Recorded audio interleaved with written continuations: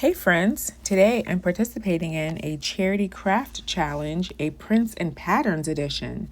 This is hosted by What's Jamie Makin and Connie from Connie's Creative Creations. In the description box, I'll include the hosts, the co-hosts, the playlist links, and a Google voting form. If you like my craft, please vote for me so that my charity, Autism Speaks, will win a donation. Now let's get to the crafting. I found this wooden piece at my local Goodwill, and it seemed like it was all wood, so I figured for the price it was worth it. I could just give it a nice coat of paint and maybe some embellishments and give it a nice refresh.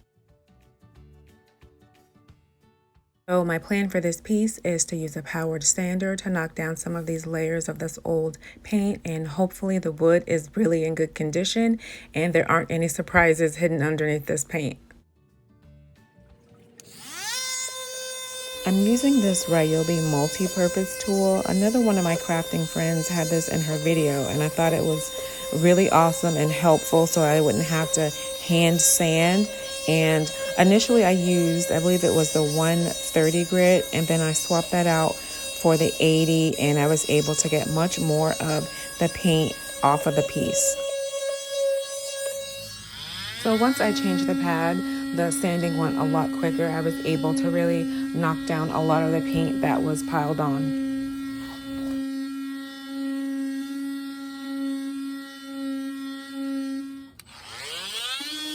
It's really odd how in some of these spots there was a lot of paint just like really chunked on, and other spots it was really light.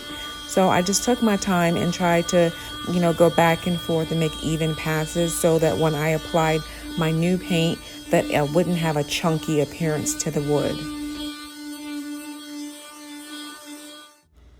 The hosts of this challenge are not just kind for creating a challenge that benefits charities, they're also extremely talented. Woodworking, look at these gorgeous signs that they've created. So very talented.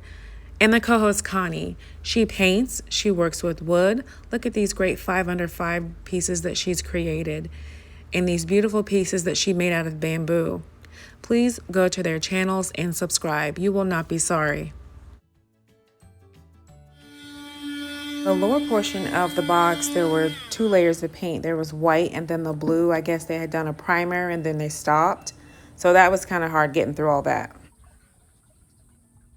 And this is the progress of 3 sides down, 1 more to go.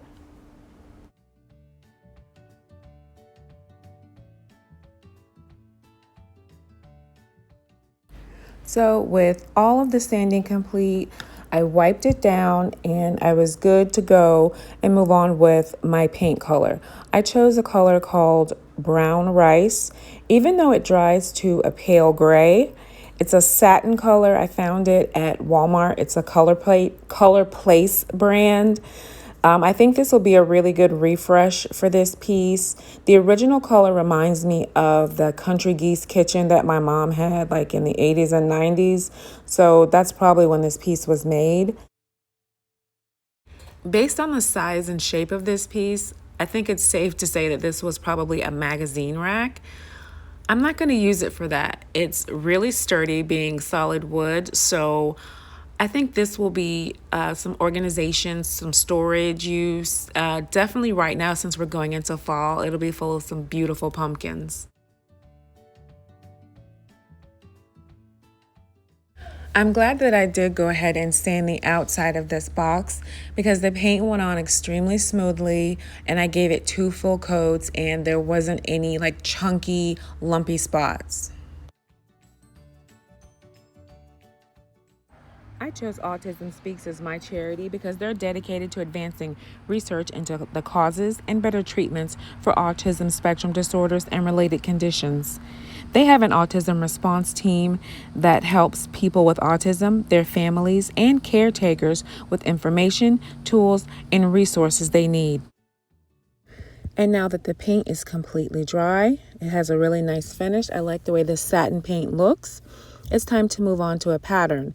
I'm using this quatrefoil pattern for the stencil that I found on Amazon, and I'm going to apply this with a matte white apple barrel paint and a makeup sponge. I think the light gray and the white will have a really nice look.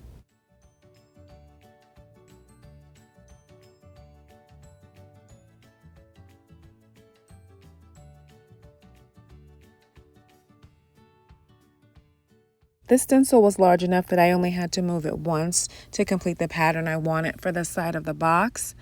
And once I finished, I moved on to add in a bit of hot glue and baker's twine to either handle.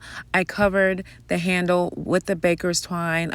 I don't remember how many times I wrapped it around, but I wanted to completely cover the top because I like the gray and white of the baker's twine and that it would match with the colors of my box.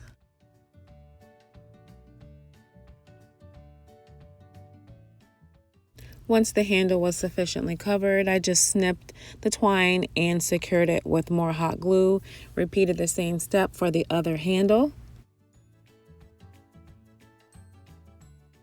And just looking over the box at my stencil, my twine wrapped handle, the paint finish, I'm really happy with the end result of this thrift flip. This box looks really nice. This was a really nice refresh for this box, bringing new life to it.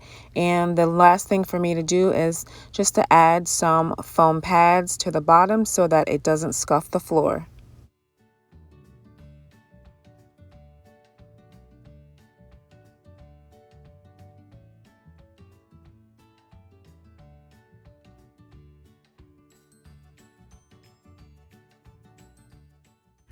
I couldn't be more pleased with this thrift flip. I totally love this gray and white together. These colors just look so crisp. It's brought new life to this piece, and this is what it came from. I really hope you've enjoyed this thrift flip video. Please consider subscribing to my channel. I hope you like the pattern that I've chosen. Don't forget the voting form will be in the description box. Thanks so much for your time. God bless.